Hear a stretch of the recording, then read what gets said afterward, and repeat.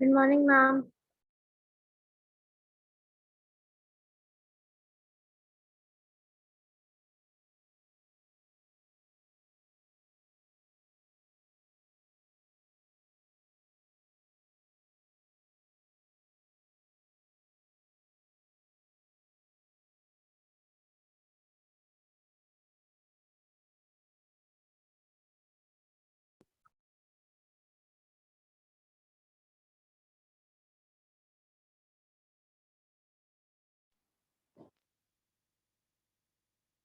Yes, Nehal, good morning. Am I audible? Yes, ma'am. Good morning, ma'am. Good morning. Let us revise a little. Fine. Writing in city life, a quick revision about ancient Mesopotamia.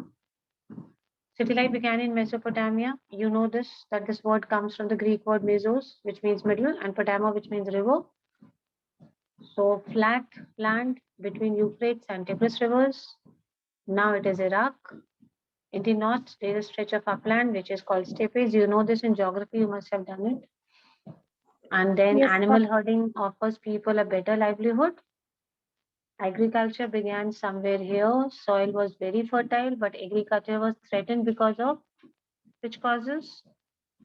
natural causes. Hmm. These are some of the important cities, and the excavation work started 150 years ago.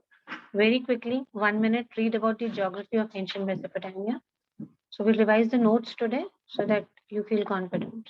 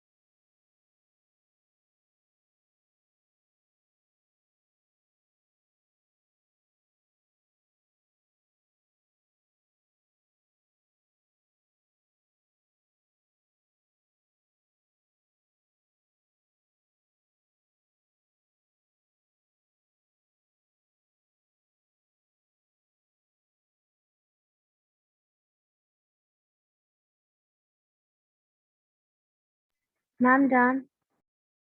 Okay, beta. This is what we have read about the geography. So very quickly, where did we get this word from? Mesopotamia.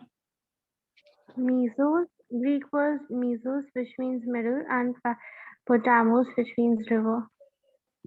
It is between which rivers? Tigris and Euphrates. Okay, Tigris and Euphrates. Excavations began around how many years? 150 years ago. Main cities? Ur, Lagash, Lagash, Kishk, Urk, and Mari. Yes. So basically, we are revising. One of your friend has joined you, Snehal. Yesterday you were not there. Anjali and Anushri were there, so they have already know her. We have Falak. She's just joined us yesterday. Falak, we have Snehal today. She was not there yesterday. Okay. She's come from Sinmaria. Okay, Snehal. Yes, ma'am. Fine. Please help her out, though I've tried to help her as much as I can. Whatever details, if you have some notes and all, please share it with her as well. I had Ma'am, seen PDF. Yes, Bache? I can share the notes I made for the chapters. Yeah, that will be really helpful for her. Okay, over today to Keshav is joining us. But it would be after 18 because now my notebooks are with you. Both history and political science. I gave them for correction. That day, you people did not take it back, could not take it back, rather, though they are in school only. So 18 will Yes, be ma'am. able to on you. No Yes, issues, you can ma'am. if you did not made a PDF. Okay, Falak, Snehal is there, she joined you, and you have another friend joining you, and both of them were not there yesterday. The two who were there yesterday are not there today. So we have Keshav. Keshav, good morning. How are you? Good morning, ma'am. I'm fine. Keshav, you have a new friend joined you. She's Falak. She has come from St. Maria. She has just joined us yesterday. Okay, bacha. So whatever help needed, please help her out. I'm taking a very quick revision of the second chapter, writing in city life, because you have your exam. So I have just done the first part with Snehal. You can join us, Keshav and Falak. We are talking about Yes, ma'am. Mesopotamia, geography of Mesopotamia. If you look at this word Mesopotamia, it comes from two words: Meso, which means middle, and Potamos, which means river. So between the river or middle of rivers. Break this word Mesopotamia. Mesos is middle, Potamos is river. See, this was a flat land. And as the word tells you that it is between two rivers, and remember which two rivers? Euphrates and the Tigris rivers. Which two rivers? Between these two rivers, you will find Mesopotamia. Euphrates and Tigris. Yes, and that is why it is known as Mesopotamia, between two rivers. Okay, if you go towards the north, you will find grasslands, and there are so many grasslands that people generally prefer to do animal herding. It's a better livelihood than agriculture. They prefer animal herding better than agriculture. However, agriculture did begin somewhere around 7000 BC. The soil is very fertile. So, but the problem with agriculture is why people still do not want to go for agriculture. They prefer animal herding. That there are a lot of natural calamities, natural causes over there. Why people generally don't go for agriculture? The production generally gets spoiled. Then we can remember two, three main cities: Ur, Kish, Uruk, Mari. These are main cities. And excavation work started 150 years ago. So let me come to urbanization in Mesopotamia. But the Mesopotamian civilization was very well planned. That is the reason we still remember it. Okay, Mesopotamian civilization was based on a definite plan. Cities and towns are developed when an economy develops in spheres other than food production.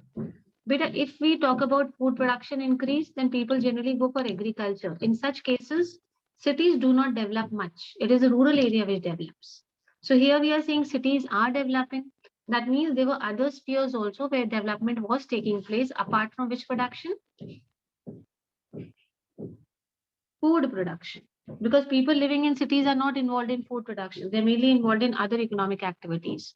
So remember, cities ka growth will always be in those areas where we have other activities apart from food production also. Urban economies comprise, besides food production, trade, manufacture, and services. Mainly the three occupations that we have in the urban areas, the city areas, is trade, business, manufacturing, and services. Services like you've got chartered accountants, you've got doctors, you've got teachers. So these are all service sector. There is a social organization in place. Social organization, there are some social rules which everybody needs to follow. It is helpful for the city manufacturers. Urbanization is very helpful for people who live in the city and manufacture things. Urbanization means people shifting from village to cities. And the division of labor is a mark of urban life. The most important characteristic feature of urban life is that there is division of labor. Like, let's talk about a school. You have a management, then you've got authorities, then you've got teachers, then you've got both staff. So what is happening over here? This is a division of labor. So let us talk about urbanization. Mesopotamian civilization was based on a definite plan. Cities and towns were developing because we had other activities apart from food production. And these three main activities were trade, manufacture, and services. Social organization was absolutely in place. Everybody knew what work has to be done. And it was very helpful for the manufacturers in the city. And division of labor is the most important feature of urbanization. Just see this flowchart. Movement of goods into cities.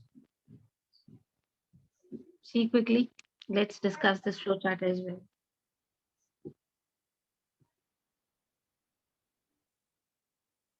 Just observe the flowchart, we'll go to it.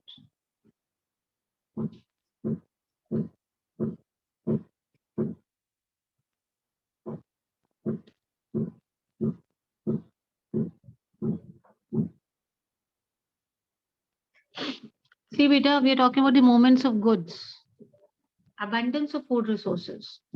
If the food production is a lot, it is in abundance. So obviously it has to be exported. We'll export it.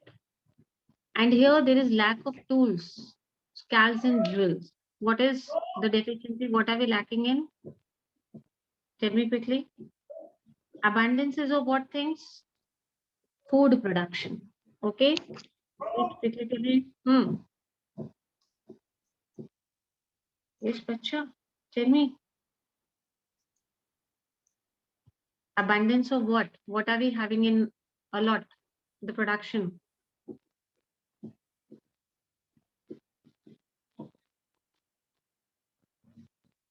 Food Am I production. audible? Food Food production. production. Yes. So if we have so much of production, then don't you think we need to export it? Yes, ma'am. Yes. And what were they lacking? They were lacking tools, they were lacking jewels, and they were lacking scales. Tools and jewels, you know, scales is those seals which were used in early civilization. Seals. Okay, beta? You remember what are seals? Yes, Stamp, ma'am. those metallic stamp kind things. So they are also known Yes. as scales. So these three things were less, so obviously they had to be imported. So export, import. We need a world route for this, for export and import, and that world route was Euphrates. So Euphrates became very important because it became what? It became a world route. And now because the Ma'am, why business, did they lack it though? Vita, most probably the metals were not very abundant in that area. Tools are also made up of metals. The seals were ma'am. also made up of metals only at that time. They were made up of expensive stones or they were made up of metals. Okay. So if this was lacking, this metal had to be imported, food production had to be exported. So for what they did, they needed a route for import export. So this Euphrates became very important. Now, if the business is starting, I'm sending you something, you are sending me something. Don't you think we need to maintain a record of what we are sending? How many things Yes, ma'am. went, how many have come? So that gave the reason that is development of writing started. Okay, what is started over here is development of writing. Writing. Yes. Then tablets were written somewhere around 320 BC, 320. What are tablets? Very quickly, a quick revision. Tablets. Writing is all. tablets. Yes, which is Nehal? Ma'am, tablets were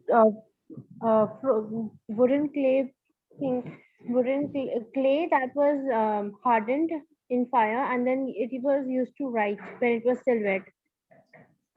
Okay, very good. These were tablets. So generally, what do we mention the tablets? We are not talking about the computer wala tablet. Okay, beta, remember that. Nowadays, the ones that you use, we are not talking about those tablets. Computer and short, small laptop, not that tablet. So we are keeping a permanent record. These are tablets. Then played an important role to keep records of transactions. Got the word transactions? Transaction is if I have sent you something and you have sent me something, that is a transaction. So I have to keep a record. So this is how writing actually started. Writing is related, see the name of the chapter is Writing in City Life. Writing started because of cities developed, and cities, because we had cities, in cities there was certain business which were being done, certain things imported, exported, and that is why the writing system started and we developed the tablets. Mesopotamia and writing, modern writing. Let's first talk about Mesopotamian writing. The first Mesopotamian tablet was written around 3200 BC. It contained pictures like signs and numbers. It did not have letters. It just had signs and numbers. Writing began when society needed to keep a record of transactions because in city life, transactions occurred at different times. So many business were continuing, goods were being sold, brought in. So to keep a record of all these things, writing actually began. And Mesopotamians, they wrote on tablets of clay, wet clay. So if you take a wet clay and you write it with something sharp, so when the clay will dry, it will always be there. So they were using tablets made of what? Clay. Yes, Clay. when Tablets you, of clay. very good. When you heat it, it becomes very strong. Modern writing, the greatest legacy of Mesopotamia to the world is its tradition of time reckoning and mathematics calendar. What they have given us is time reckoning. Okay, time reckoning means what? What do you mean by time reckoning?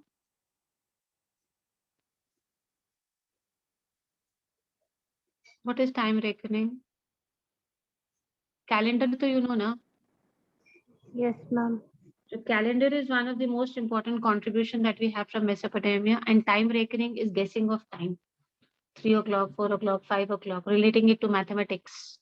So these two things we got, they have given us Mesopotamians. So this is what Mesopotamian writing. This was the first tablet written here. What did it contain? Tell me, what did it contain? Signs and numbers. They did not have letters later. And why was the writing started? To keep a record of things, and they wrote on tablets. Read about the political factors. Let me discuss with you. Political factors.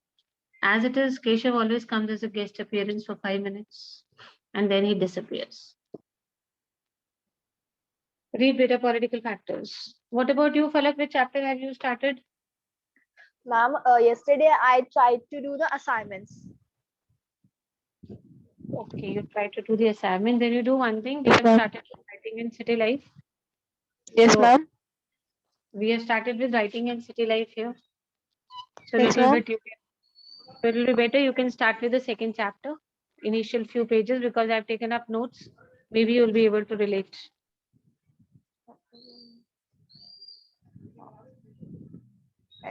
I almost reached to half of the assignment I have completed Okay, no for problems. for Finish it today. history. No issues, beta. Finish it today. Okay, As it ma'am. is, I'm saying now we are doing revisions. It's not going to be much. You've not read the By chapter. Monday or Tuesday, I'll surely give it to you. Oh, that's fine. You try and finish that part first. That's okay, Yes, beta. ma'am. Okay, fine. Okay, bache, political factors and religious factors is what you need to read. Both of you read quickly.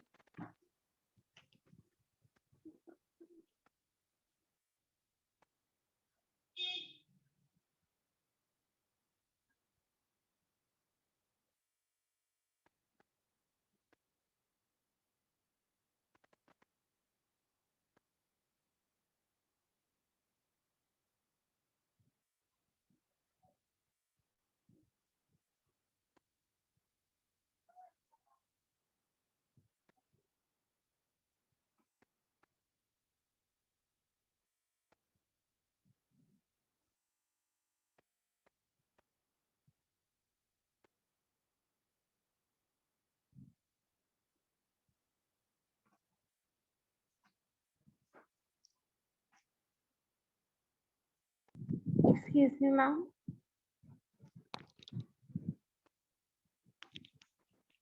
Yes, beta. Ma'am, can I ask a question from a different chapter that I was preparing yesterday? You can certainly ask, beta. We are talking about the present syllabus that we have. Please ask. Yes, ma'am. In the chapter, An Empire Across Three Continents, ma'am, it Yes. was given that the slave breeding, that the supply of slaves, it declined and it turned into slave breeding or like wage labor. Ma'am, can you please explain this Slave concept? trading. Now you mean slave trading now? Yes, ma'am. Yes. Slave trading And turned to wage labor. Why did this yes. happen and the concept? First, before I explain this, let me have it very clear the meanings of both the words. What is slave trading? Ma'am, people that were traded from one place to another to be used as slaves. They And used to, beta, what was the condition for slavery?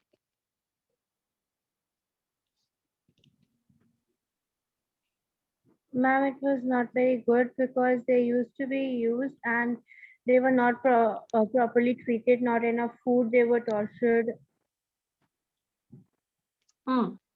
See, beta, basically, I was talking about the conditions. Were they paid or what responsibilities were taken?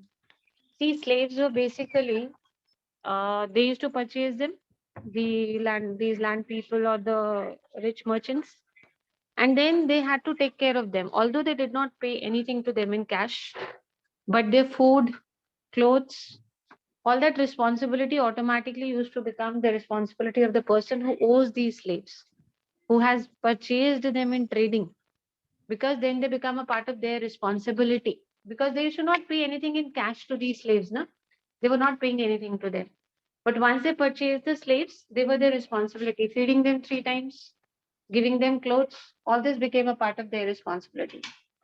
Now we had a lot of demand for slaves in colonies of Britain earlier.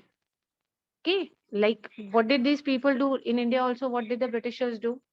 They had acquired most of our land, and they had indigo plantation and all. If you must have read in English, indigo. They used to force the people to grow what? Indigo. Indigo. So there they had local people working, as well as they used to purchase the people, these slaves, and employ them in such areas. But gradually, what happened is the number of colonies decreased. Gradually, one, they started becoming free.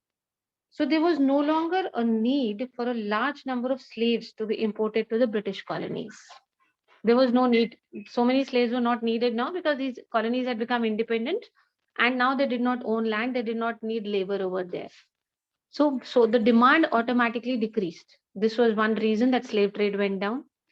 Second, most important reason that we had was, now here also these people realized that wage labors are better, because when you do not have work at a particular point of time, then you won't hire them for long. I mean, you don't have to hire them for years and years and pay them, sorry, not pay them, take responsibility of their food and clothes and keep shelter and everything. Wage laborers were better. Whenever they had work, they used to call them, give them some production part or some money, and then send them off. They did not take any responsibilities. So the merchants also lately realized that this was a better option. So there were two reasons why slave trade went down. First, the demand in the British colonies automatically decreased because many British colonies became free. And second was this reason that many merchants, they realized that it was more economical to have wage laborers, because whenever they were needed, they were hired, and for the amount of work they did, they were paid. All the time work is not available. So, but with the slaves, they had to feed them. These were the two main reasons, Vache. Okay, ma'am. Thank you, ma'am. See, Britain maximum, they had the maximum slaves, around 10 to 14,000 slaves they had purchased. But mainly they used to keep them where? They used to keep them in the colonies only for their work. Okay, ma'am. Thank you, ma'am. No issues, Bache. Have you read about political factors, religious factors, girls? Should Yes, I wait? ma'am. Right?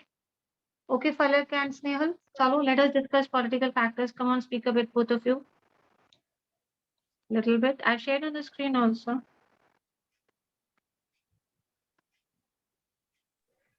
Political factors. From the 1100 BCE, the Assyrians established the kingdom in the north, and the region that they established, the kingdom that they established, came to be known as Assyria. The first language that was of Assyria was Sumerian.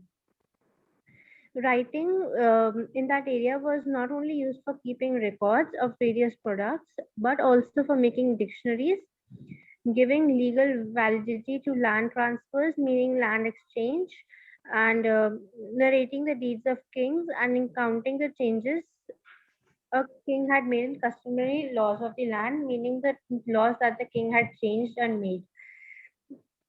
Um, Yes, Mesopotamia Falak. had Yes. Ma'am, the people who settled there were not yet unknown, and they built temples at villages, and temples were made up of unbaked bricks. They were not baked. Hmm. Yes, dear. And temples were the center of all their activities of religion, and they were dedicated to different god and goddesses. Okay. Next picture. Temples were center of religious activities, and all of them built and rebuilt temples. Earliest known temple, a very small shrine made up of unbaked bricks. Very good. It was believed that the temples were Earlier, residence and ma'am, of. earlier people Next used to picture. worship trees and sky goddess. Yes, These were also known. exactly. Yes, they used to worship nature, They used to basically worship components of stones, nature. trees, Yes. Okay. thunder. Very good. So we have done two factors. Basically, they used to worship nature, and then later that they started making temples. They said these are the residents of gods. Political factors, religious factors. Let's move on to the social factors now. First, the social factors, read quickly.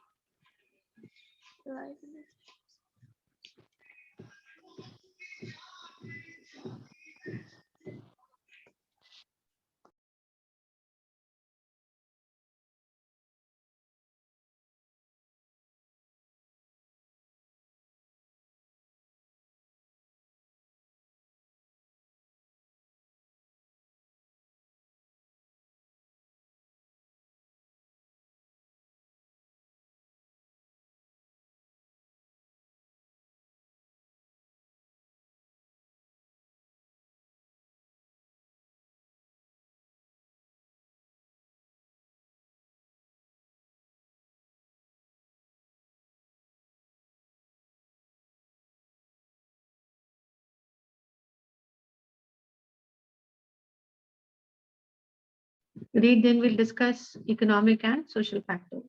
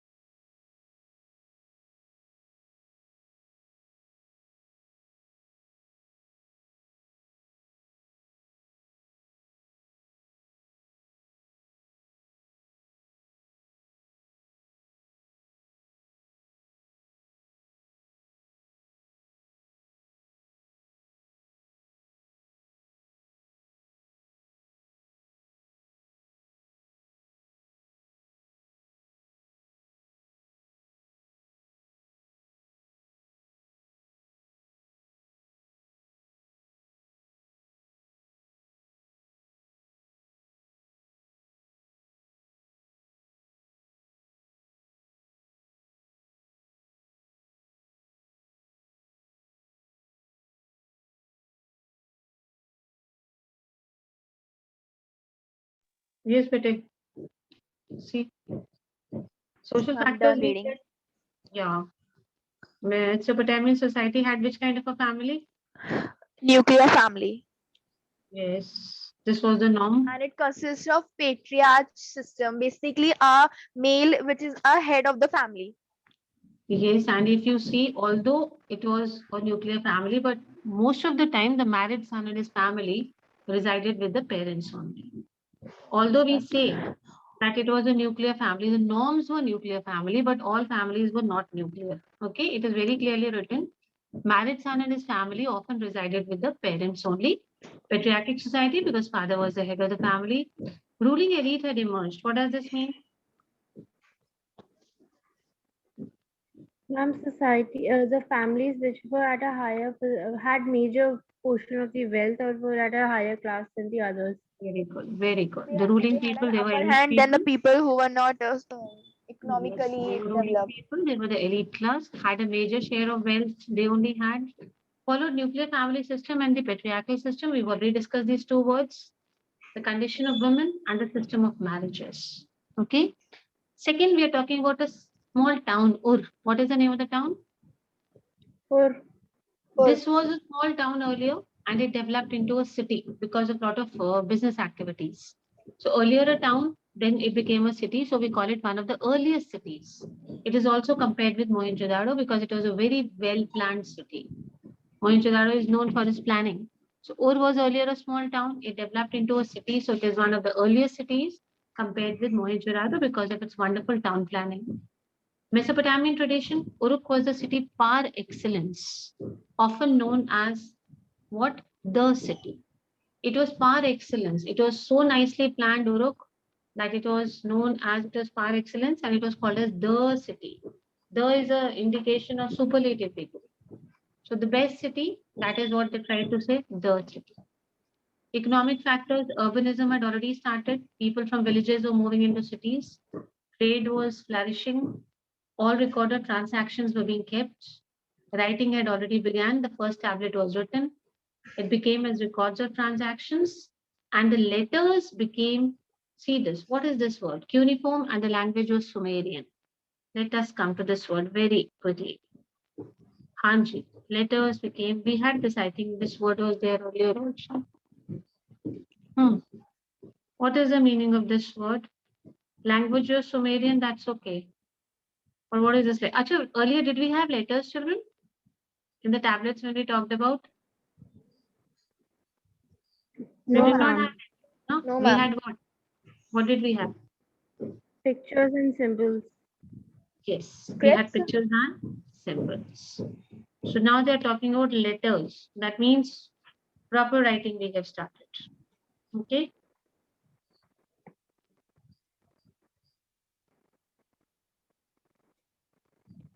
Excuse me, ma'am. Yes, Picha. Ma'am, in the book, ma'am, in these notes, it is written that Ur was the one of the earliest cities, and it is often compared to Mohenjo-daro because, and you just said it is because it was well developed. But then in the book, Planning. it is given, yes, ma'am. But then in the book, it is given that it had narrow winding streets that indicated that wheel carts could not reach many houses, and that Rita, narrow. see, when it comes to comparing with Mohenjo-daro, it does not mean that 100% perfection like that. We compare it with Mohenjo-daro because it was quite, at that time, if you talk about, no doubt it was advanced. We had talked about the narrow streets that the water and all logging used to also take place. There are a lot of curves and turns when we did the chapter. But it certainly does not mean that it was absolutely as perfect as Mohenjo-daro. Okay. Some ideas, no doubt, there were certain things which they had taken from, we can say, which we can compare with the advancement of planning of Mohenjo-daro. But I totally agree with you that it was not as perfect as Mohenjo-daro. What else we know about Ur? Any idea? We know that it developed into one of the earliest cities. And why did it develop? It was a Sumerian city-state now. Where is it today? Where will you find this Ur in the present world? Any idea?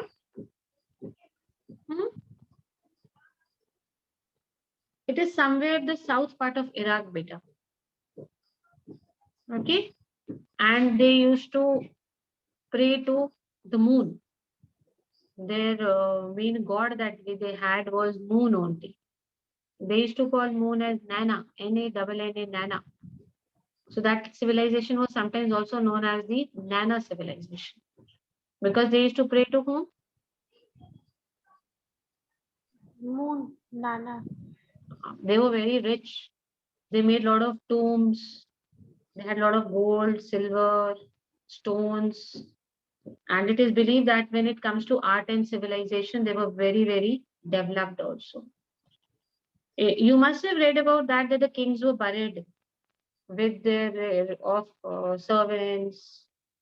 And this was a very strange tradition that time. When the Maybe, king was ma'am, buried, no? maybe Urk was also known as the descent of sun. Maybe. Descent of sun. Yes, descent of sun. That means the next generation of the sun. I'll tell you something very interesting about this civilization, though it is a very weird one. That when the king used to die, beta, and he was buried, so he was buried along with his court officials, his servants, his wives. And why did they do this? They said that you will continue your services to the king in the next world also. This kind of a tradition they had. And they were, of course, using weapons which were made of gold also. They were very good at architecture. They used to engrave and carve shells.